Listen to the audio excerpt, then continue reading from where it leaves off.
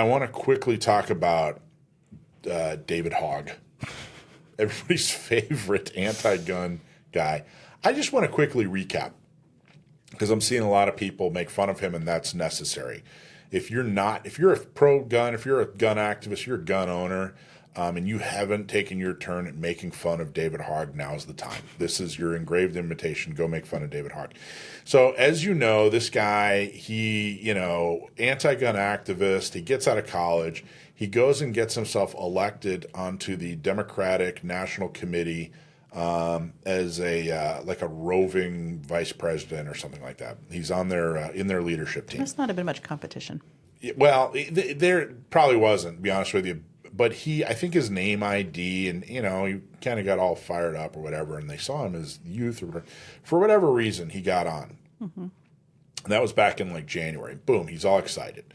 And then there was some pushback, and the DNC said, we don't care. This guy's our youth. He's our future. And then he started, basically, he's a part of a national PAC. He has his own national PAC that has raised hundreds of thousands and I think millions at this point. And he said, hey, by the way, while I'm on the DNC, whose entire purpose and job is to get Democrats elected, I'm going to go use my PAC against elected Democrats and try to make sure that in the primary elections, the most extreme, most anti-gun Democrats get elected over the incumbents. And the DNC started going, I don't know if we like this guy anymore. So they undid the election. They basically said, you know what? We're going to undo this election. We're just going to reverse course because, by the way, of course, they're the Democratic Party, right? They're all about democracy, unless, of course, it comes to, elections. Then all of a sudden they're not so fond.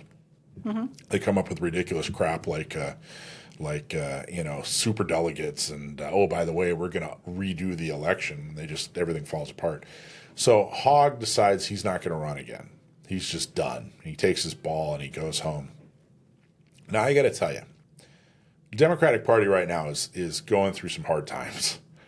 And it's easy to celebrate without thinking of the future. This could change on a dime. Right now, there aren't a lot of people that are excited about the Democrats. They don't have charismatic leadership. Most of their leadership right now is very extreme. They've lost a lot of donors. They're really, truly kind of lost in the woods. But they still have half of Congress, half the House of Representatives, half the Senate are Democrats. They still control big states like California, New York, New Jersey, Illinois. I'm happy to see that they're suffering.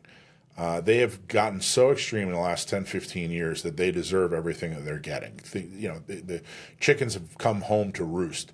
But I caution, this is not the time to, say, well, our job here is done. David Hogg is gone. The DNC is suffering. Now is the time to get even more active. This is an opportunity. This is not the end of the story. This is an opportunity to advance the plot. And I think that people who are counting David Hogg as being gone are going to find that they're sorely mistaken. This guy is still going to be relevant. And the reason he is relevant, because he can raise money. He's raising hundreds of thousands and even millions. And that's why he's going to continue to be relevant. And that should be a lesson for all of us. That I've said before, there are only two tools you have in the toolbox when it comes to politics, and that's people and money. And if you're not raising people and you're not raising money, if you're not organizing to get people to do things that are effective, if you're not getting people to give more to causes, then you're failing miserably. You're not actually moving the ball forward. Those are the only two things that matter in politics. Great ideas, if they're funded, great. If they're not funded, they fall flat. Bad ideas, if they're funded, they get implemented. If they're not funded, then they go away. So I think it's great that David Hogg is suffering, and his political career seems to be, seems to have fallen off a cliff. I'm glad that the DNC is suffering due to the bad decisions they've made in the past decade and a half or so, or whatever, however far you want to go back.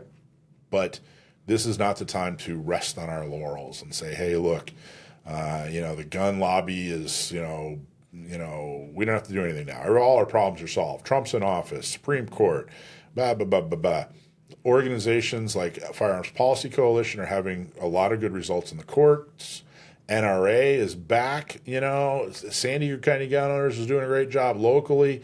There's a lot of really good things happening, but now is not the time to sit back and watch them happen. Now is the time to get involved. So I just wanted to bring everybody up to date on what exactly is going on with Mr. Hogg. Don't count him out. That's a mistake for the amateurs. Make sure, it's good that he's failing, but this, this could be just a way for him to usher in further success. And if we just sit by and watch, that's exactly what he'll do. Hey, thanks for watching Gun Owners Radio. I hope you loved that clip. Don't forget to like, subscribe, comment, and follow us on social media, and check out our website at gunownersradio.com.